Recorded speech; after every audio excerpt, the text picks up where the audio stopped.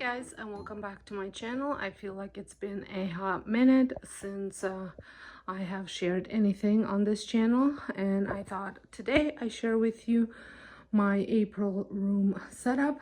For this month we are doing pond theme, insect theme, Easter theme, and Earth Day theme. I'm going to have things that are here set up are for the month, but I will be adding as I change out the themes, certain things to it, maybe removing certain things to it, but in general this is what the room looks like. So I'm going to start here on my calendar, and this is what my calendar setup looks like. I've got my April calendar numbers, and these you can find on my Teachers Pay Teachers store, which is linked down below, as well as the rest of the calendar supplies, except the do you know, that's not mine. And then moving down, I have my light table. So I turned the light on for you guys. So I just have some of these blocks with a see-through colored plexiglass or whatever's under there. I have just random things, some snakes, some frogs.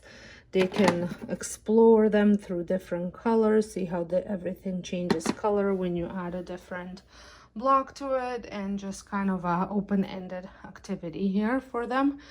And then moving over here, I picked this up at on Amazon. I will link it down below, and it is a life cycle of a frog, and it came with the life cycle of a fish as well. And I have the life cycle of the frog. Now these came from Pocket of Preschool. Jackie Cops, I think is her name.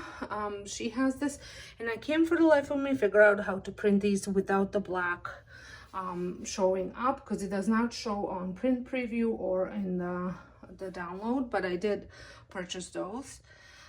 So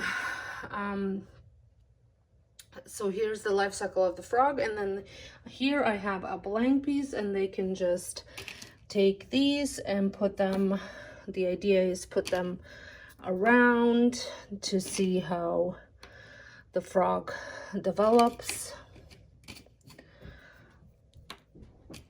and then into a frog kind of thing.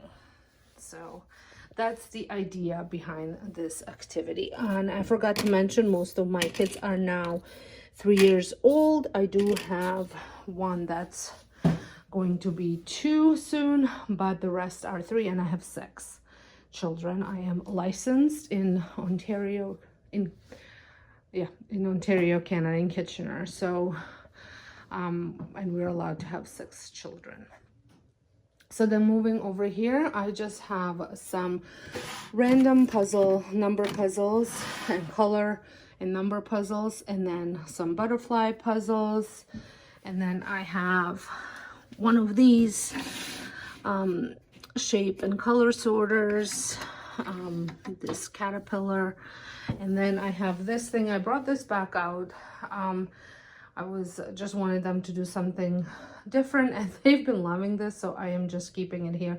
Fortunately, it doesn't fit on my shelf, so it just stays here, and we just move it to the middle so everybody can, 4 of them can play with it.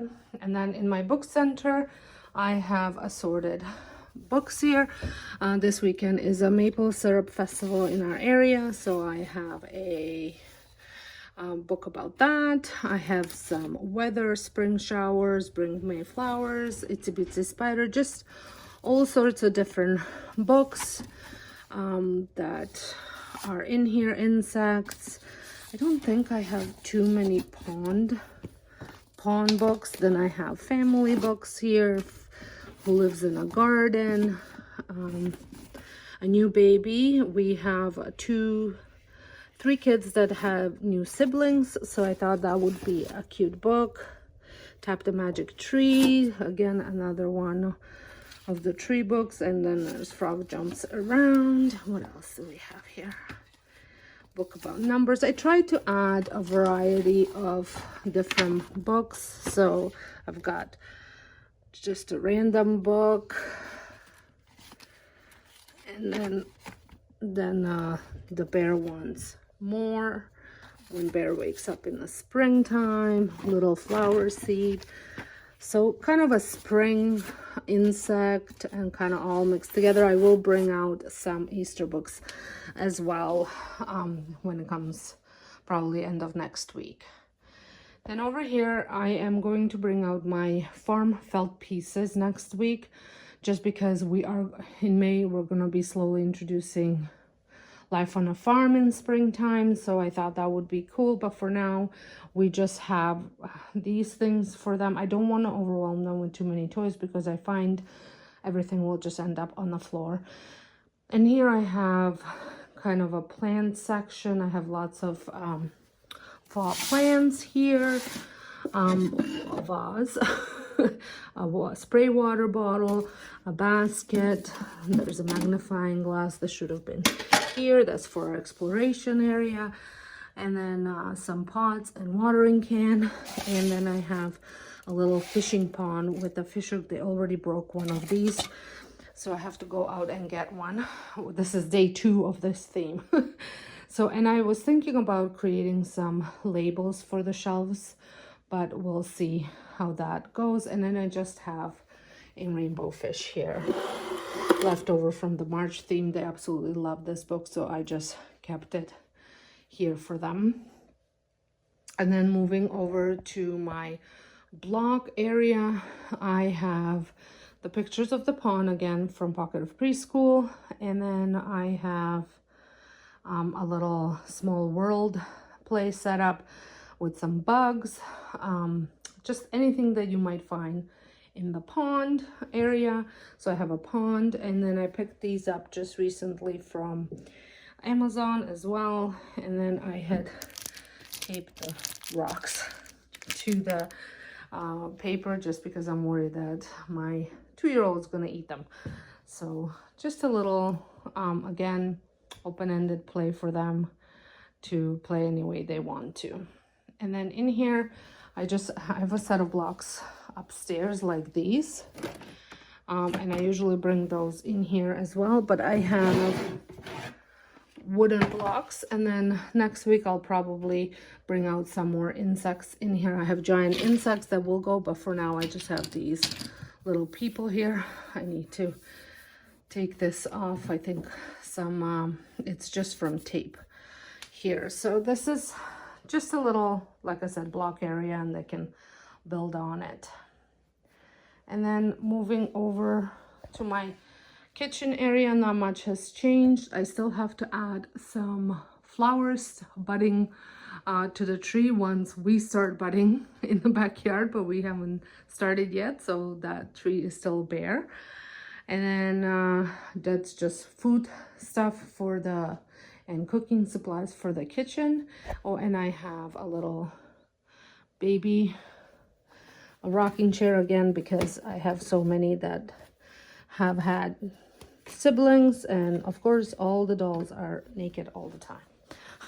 So, and the rocking chair to go along with. So a little family center is what I call it. And then here is our kind of activity setup here. So we're gonna start with my sensory table, and I just have colored chickpeas here with bugs and pieces of wood, different types. And then I'm going to, they can pick up the bugs with these if they want. There's magnifying glass they can use. And then I have a pond here with some rubber ducks, some rocks, a flower for, what are these called again? I just had to put it up on the, I'm just gonna call it a flower, I guess. And then these were part of the whole set, and as you can see, they do float, so that's nice. I will link anything that I bought in the description box.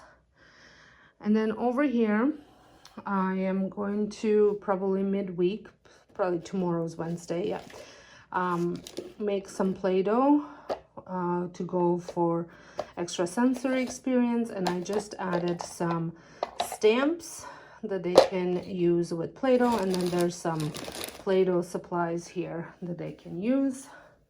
And then I also have clear mats that they use for Play-Doh, and sometimes I do tape stuff to the bottom of them for extra inspiration. And this is just some craft supplies that I will be using throughout the week.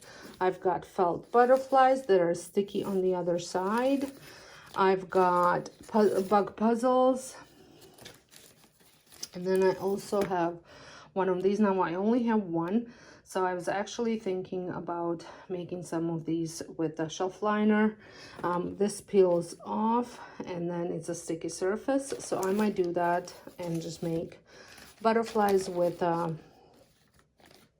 some paper and the clear shelf liner, and it kind of serves the same purpose. And I got these trays at Dollar Tree to contain the art that they're doing, and I have one for each child, as well as these mats. They're the cutting mats from the Dollar Tree. I think there's sort of 2 in a package, and you can see it, you can see through, like, just to show you quite well. So and it kind of keep the Play-Doh on top of it. I tell them it's a cutting board. And then over here is our maths and writing center. So again, from the package from Teachers Pay Teachers, I had purchased these. This was all a set, as well as the words. Again, as you can see, the black is showing through, so I'm gonna either have to message her and see if there's a way to print it without that, because some of them it does, some of them it doesn't, or I'm just gonna have to make my own. And then I also have just some puzzles that I made in here, and also some spring words. Now these spring words, these are mine.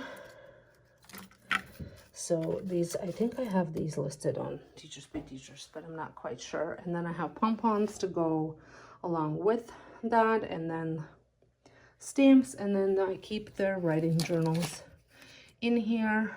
So when they work on something here, it goes into there. And then over on the easel, they can pick whether they want to do a bird or a butterfly, and we are doing watercolor painting for now. And then over here is like my little office setup. I have my April calendar, I have my weekly theme, and then my lesson plan is here as well. I do sell these on Teachers Pay Teachers. I think they're $3.99 US.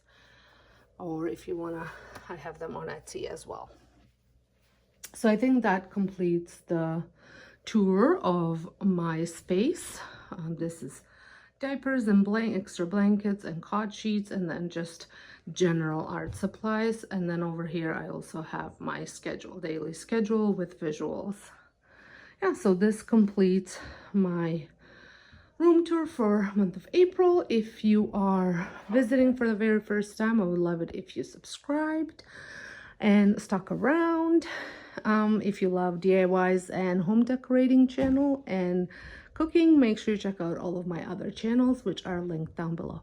So until next time, hope you guys have a wonderful day, and thank you so much for watching.